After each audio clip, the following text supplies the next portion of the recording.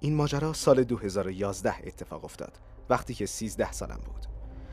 یه روز دوستم قرار بود توی خونش یه پارتی بگیره واسه همین پسرخاله بزرگم منو رسوند اونجا. 4 ساعتی تا اونجا راه بود و وقتی که رسیدم طرفای ساعت 8 شب بود. کلی داشت بهمون خوش میگذشت ولی یهو بدجوری دستشوییم گرفت. 5 دقیقه توی دستشویی نشسته بودم که یه صدای خشخشی شنیدم. اولش فکر کردم حتما یکی از مهموناست که دیر رسیده، اما ناگهان صدای بلندی شنیدم. یکی داشت محکم میزد تو شیشه. گفتم شاید دوستم داره دنبالم میگرده. واسه همین گفتم من اینجا تو دستشوییم. خب هرچند اون دوستم نبود. اون یه مرد حدوداً 50 ساله بود. گفت ماشینش خراب شده و کمک میخواد. بهش گفتم که نمیتونم بهش کمک کنم و اونم سرشو تکون داد و رفت. وقتی کارم تموم شد برگشتم پیش دوستم. بهش گفتم که چی دیدم و مرد بهم چی گفت.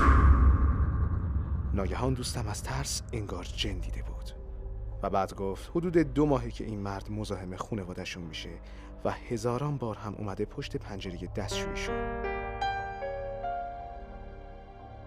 بارها به پلیس گزارش دادن اما اونا کاری از دستشون بر نیامده.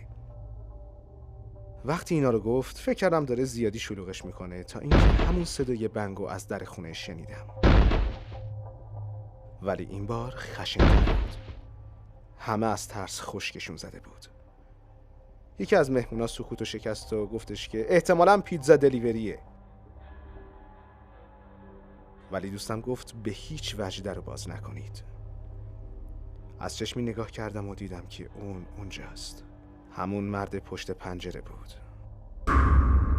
یه قیافه روان پریشی داشت و همینجور لبشو لیس میزد. همه توی سکوت وایساده بودیم و امیدوار بودیم که خودش بره. ولی بعد از چند دقیقه یه صدای بلند از زیر زمین شنیدیم. روانی یه آجر پرت کرده بود توی پنجره و وارد زیر زمین شده بود. ناگهان صدای شلیک گلوله اومد. دوستم و بیشتر مهمونا سریع از خونه فرار کردن. من و چند تا دیگه هنوز داخل خونه وایساده بودیم. یکی از مهمونا رزمیکار بود و حمله کرد سمت اون مرد. ولی اون گلوله خورد. اون روانی بعدش فرار کرد و دوید توی جنگل. خیلی موقعیت بدی بود. آمبولانس و پلیس یکم بعد رسیدن و خوشبختانه اون پسرم زنده بود.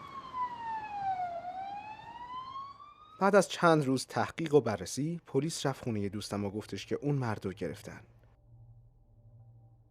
گویا اون توی جنگل زندگی میکرده.